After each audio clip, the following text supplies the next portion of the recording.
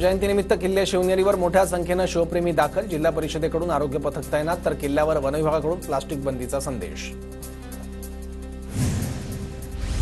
किल्ले शिवनेरीवर होणाऱ्या शिवजयंतीनिमित्ताने जय्यत तयारी। शिवजयंतीनिमित्त भव्य कमान उभारली, परिसरातील दुकानं भगव्या झेंड्यांनी थाटली।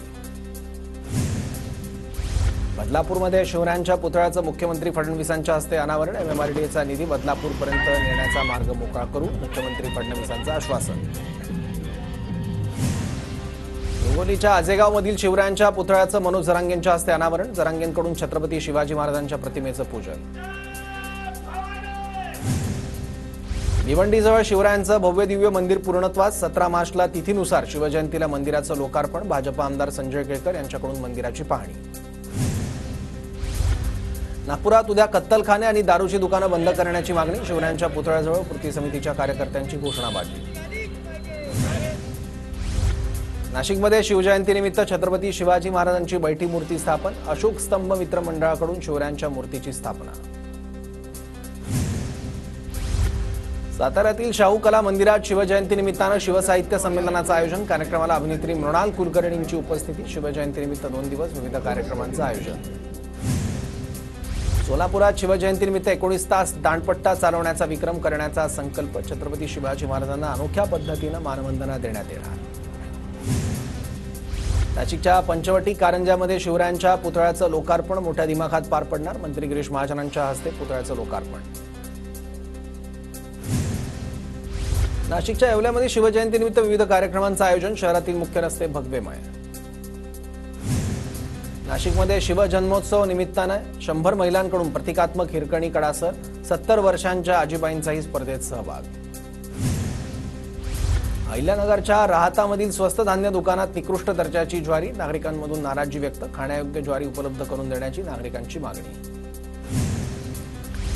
नागपुरात 5750 शासकीय कर्मचारी अधिकाऱ्यांनी मोफत धान्याचा लाभ घेतल्याचं उघडकीस। संबंधितांचं रेशन कार्ड अपात्र ठरवत अन्नपुरवठा विभागाची कारवाई। शेतकऱ्यांना कर्जमाफी देऊन 7/12 कोरा करा, महात्मा फुले समता परिषदेची मागणी। 3 मार्चला शेतकऱ्यांच्या कर्जमाफीसाठी आंदोलन करणार असल्याचीही माहिती। शेतकऱ्यांना सिंचनासाठी सौर पंप निवडण्याची केलेली सक्ती रद्द करावी। वाशिममधील शेतकऱ्यांची महावितरणच्या अभियंत्यांकडे निवेदनाद्वारे मागणी।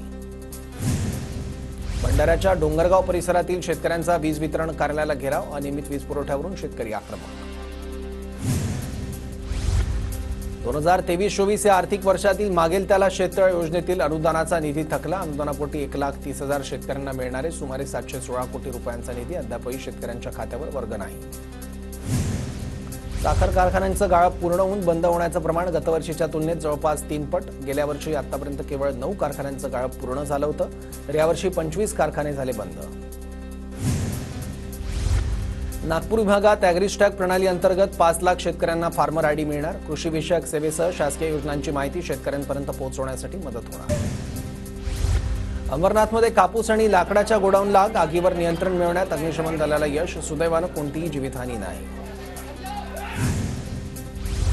सोलापूर महानगरपालिकेच्या गैरहजर राहणाऱ्या 74 कर्मचाऱ्यांना नोटीस। मनपा उपायुक्त आशिष लोकरेंची कारवाई।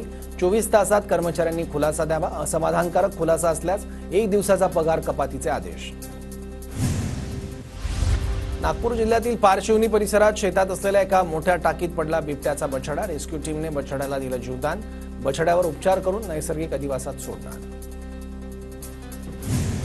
झारखंडमधल्या पोलीस दलामार्फत आयोजित श्वान स्पर्धेत सातारा पोलीस दलातील सूर्या श्वानाची बाजी। 8 वर्षांच्या सूर्या श्वानाने जिंकलं सुवर्णपदक। सातारा पोलीस दलाकडून पोवई नाक्यावरून सूर्या श्वानाची वाजत गाजत मिरवणूक।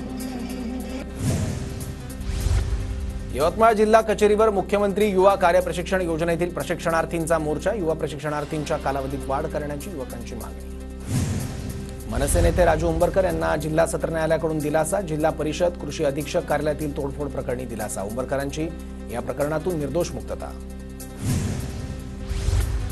नाशिकच्या शरणपूर रोड भागात अल्पवयीन मुलांची दहशत। अल्पवयीन मुलांकडून पार्किंगमध्ये उभ्या असलेल्या दुचाकींची कोयत्यानं तोडफोड। संपूर्ण घटना सीसीटीव्हीत कैद। वर्ध्यात घरफोडी करणाऱ्या दोघांना अटक। आरोपींकडून 15,88,000चा मुद्देमाल जप्त। आरोपींचा पोलिसांकडून तपास सुरू। यवतमाळमध्ये एटीएम कार्ड बदलून रोकड लंपास करणाऱ्या टोळीचा पर्दाफाश। आरोपीकडून रोख रक्कम आणि कारसह 25 लाखांचा मुद्देमाल जप्त।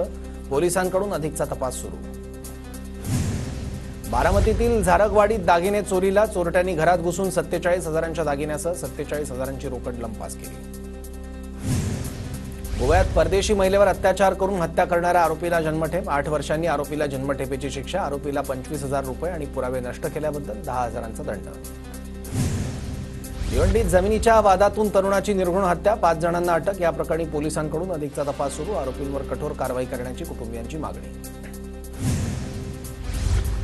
सोलापूर शहर गुन्हे शाखेकडून 2 घरफोडी करणाऱ्या चोरांना अटक. 14,39,000चा मुद्देमाल जप्त. कर्नाटकातील मायाक्का देवीच्या यात्रेतून परत असताना तरुणांची हुल्लडबाजी. सांगलीतील तरुणांना पोलिसांकडून चोप.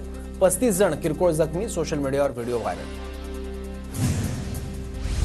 नाशिक पालिकेचा रोड सेफ्टी ऑडिट करण्याचा निर्णय. एनजीओच्या माध्यमातून ऑडिट केलं जाणार, तर रस्ता सुरक्षा समितीने सुचवलेल्या उपाययोजनांची अंमलबजावणी केली जाणार.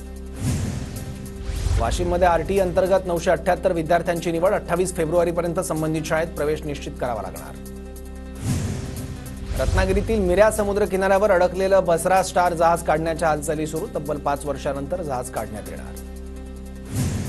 INS गुलदार ही भारतीय नौसेनेतील युद्धनौका लवकरच सिंधुदुर्गात दाखल होणार. विजयदुर्ग बंदरात युद्धनौका स्थिरावणार. जिल्ह्याच्या पर्यटन वृद्धीसाठी महत्त्वाचं पाऊल.